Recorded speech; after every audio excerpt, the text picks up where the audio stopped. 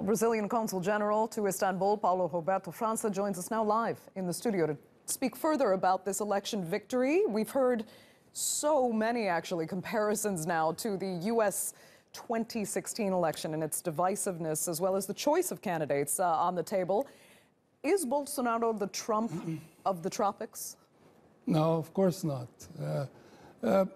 This is a narrative that has been painted by the left. I'm not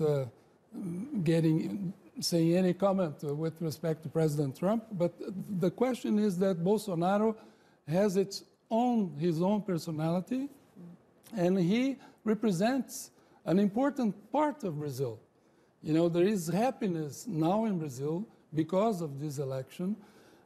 And he is, you mentioned him at the outset of this program as being far right. Let me correct you. He is a conservative, he is liberal. You know, as conservative and liberal, we have parties across the world. So Bolsonaro represents this. The left has been in power in Brazil for 14 years. It has made a mess. It has made a mess in terms of corruption. It has made a mess in bad management. And Bolsonaro has grabbed the banners to fight for corruption, to fight for security of the citizen. But you say he's conservative, yet he's liberal.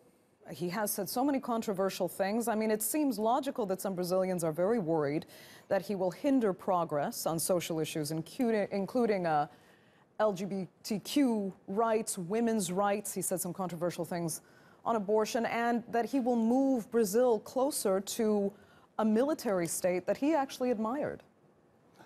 The question of military state in Brazil has been very much misrepresented.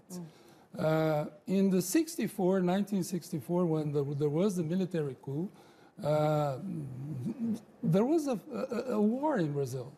You know, there was a situation in Brazil where there were clashes. There was a very unsatisfied population with a number of issues that were happening with the previous government. And then later on, it came the guerrilla. There was guerrilla in Brazil. There was terrorism. So you cannot only talk about what happened in Brazil in that period by representing specifically what the military did. You have to look on the other side as well. But what about what he says about imprisoning political dissidents? No, he didn't say that, and this is not correct. Has that been mistranslated? No, it has been mistranslated. I watched this morning his first speech as elected president, and it was a wonderful piece of speech in terms of what he wants to do with Brazil. It was respect. He showed respect for the Constitution. He pledged to respect freedom of expression. He pledged to enhance justice in Brazil.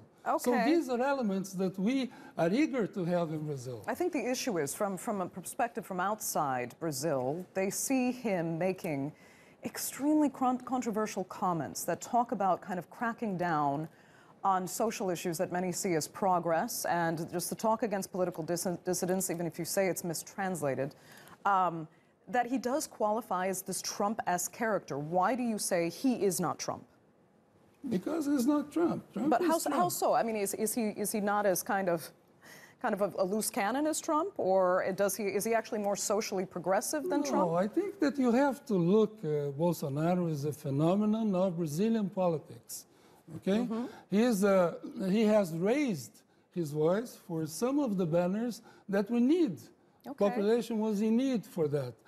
You mentioned the question of crime, security. I was just going to say that. I mean, are Brazilians just so desperate to see law and order in their country that they are willing to sacrifice perhaps certain social rights issues? No. They don't even have to sacrifice that, you're saying? They don't have to sacrifice. But we have to impose the rule of law. What happens in Brazil nowadays, and this was something that happened throughout the government of the Workers' Party, is that if someone commits a crime, immediately there is a lawyer, there is someone in the police station to defend his rights. But what about the rights of the victim? The rights of those that have been abused, the rights of those that have been killed, you know? So this is something that we have to look for. And Bolsonaro expresses admirably this will of the people. Are we looking at a Duterte-like scenario, what we've seen in the Philippines? No, I don't think so, because he has said in a very fiercely way that he is going to fight within the framework of the Constitution. Okay. And our Constitution is very strict in terms of respect of human rights, in terms of respect of freedom of expression. Will he improve the standard of living for the poor, though, which was why the left succeeded, really, for so many years in Brazil? The left has given this narrative to the media, and the media has bought this narrative without investigating a little bit further. The question in Brazil did improve for the poorest of Brazil. It did go up for the first time. It went up because the economy was going up. It went up because commodities had a very good price. What we need to do, and this is something that he pledged to do, and I think that if he does, we are going to be very happy in Brazil to see this great nation develop, is we need freedom for the entrepreneurs. Legislation in Brazil has been very restrictive. Entrepreneurs cannot do their business. So he pledged that he's going to do this. He's going to implement a more liberal economy. And this is what we need. We need to create employment, which is something that, of course, will run into the economy in a very positively and virtuous way. Okay. Ambassador Franca, unfortunately, we're out of time. Thank you so much for joining us. Thank you very much. And let me say very briefly, congratulations to Turkey and to the Turkish people for their National Day. The National Day. Thanks so much. Appreciate it.